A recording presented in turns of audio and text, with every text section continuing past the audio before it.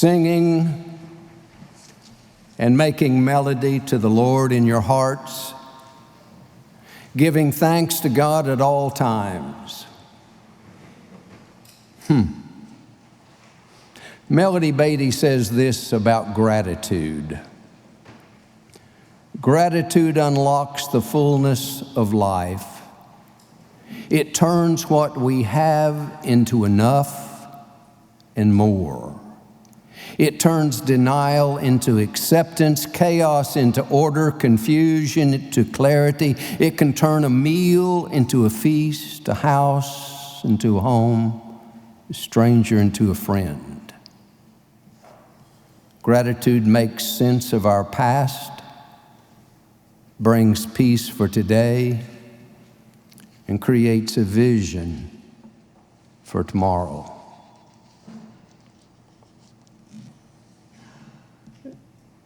This may sound like I'm repeating myself, but the key to a gratifying life is gratitude.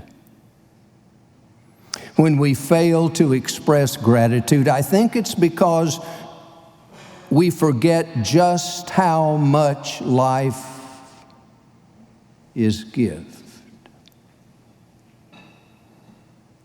Two of my best friends in the world have died.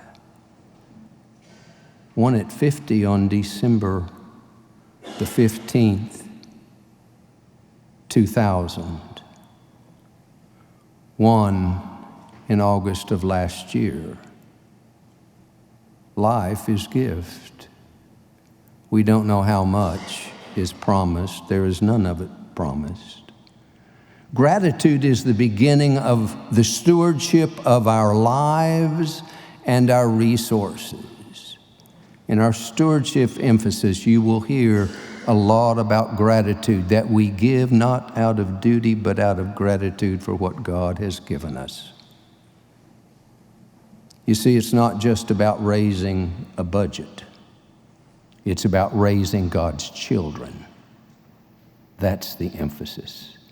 And it starts with gratitude. Gratitude. Carlisle Marney went to Korea back in the 1950s to visit some of our troops there. He was seeking to provide whatever encouragement he could. Upon his return, he reported in his voice that I recall sounded a lot like what God's voice must sound, only deeper, that he had received even more help than he could have offered. I remember a dreary Sunday afternoon, cold rain dipped from the eaves of a little Korean hut. Hunkered down on his haunches under the eaves, his crippled fingers twisting at a rice straw mat, there squatted a leper. Never in his life enough to eat. Leprosy disfigured him, but there in the cold and rain, he was singing to himself and to God. What in the world makes a man like that sing? Marney wondered. And then he went on and spoke of the chaplain there in Korea whose wife had died a few months before. His children 6,000 miles from him. The chaplain fighting a liver ailment that required a very strict diet. And when Marney arrived at the tiny base where the chaplain served, the chaplain moved out of his 6 by 10 foot room in an abandoned textile mill so that Marney could have the luxuries of a tin stove, a real bed, and something that resembled a mattress, and a mirror by which to shave. And as the chaplain carried his own belongings off, Marney heard him whistling a hymn tune. What in the world did a man like that have to whistle about? Gratitude. Gratitude. You know, the critical issue for us in our lives is not what does or does not happen to us, but it's rather how we respond to what happens to us. Every person in this room has experienced loss, deep grief, the death of a loved one, the death of a dream, the loss of a job, the loss of innocence. We have all lost and we all grieve. The critical issue is how you and I respond to the time we've been given. For life is an unexplainable gift from God. And the only way to handle it is with gratitude. Gratitude for our own lives and the lives of those we remember today on All Saints Sunday. And some of you are sitting there saying, well, I did not lose a loved one this past year, but I've lost a loved one in my life. And there's still an empty place at the dinner table every single night. Grief doesn't go away. The prayer is that it becomes more manageable over time, for you never want to not miss that one who has gone on before. So come, Church of Jesus Christ, we'll walk together.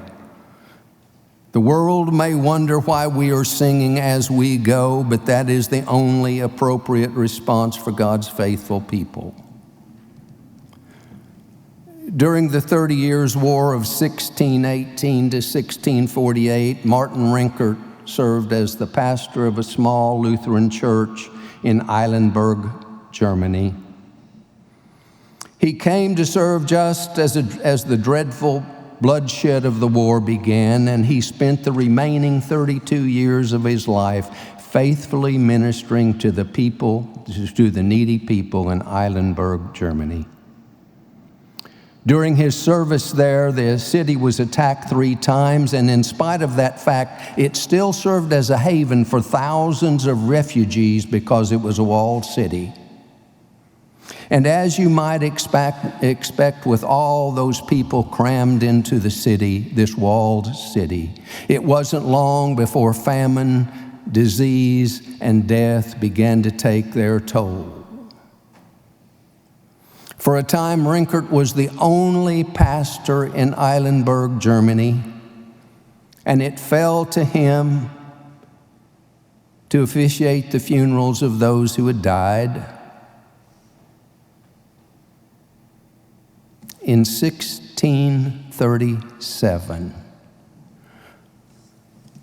Martin Rinkart conducted 4,500 funerals. Did you hear that? 4,500. I've read some claiming it was 7,000. Sometimes as many as 40 or 50 at a time. One of the funerals that Martin Rinkart held that year was the funeral of his own wife, who died May the 3rd, 1637. And yet it was precisely then, in the midst of this war and with literally thousands of people dying around him, even his own wife,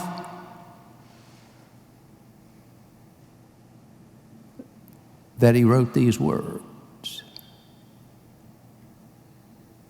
Now thank we all our God with hearts and hands and voices, who wondrous things hath done, in whom this world rejoices.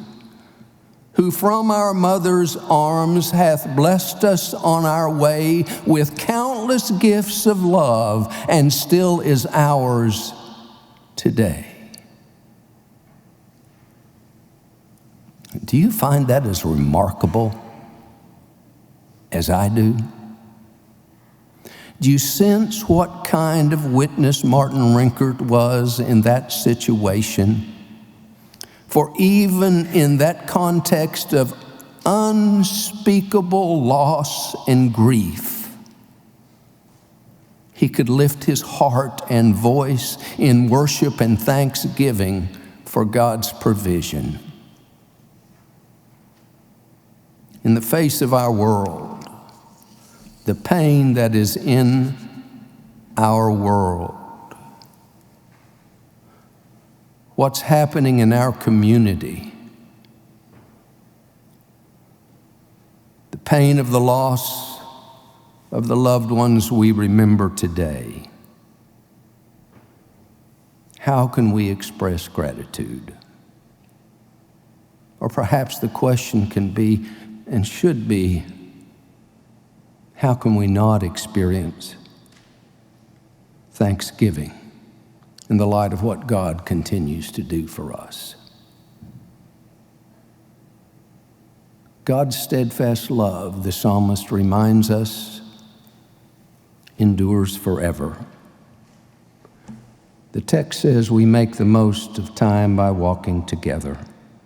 Together in joy and celebration, together in grief and loss, expressing gratitude for these lives and remembering that nothing can separate us from the love of God in Christ Jesus. Let's walk together, shall we?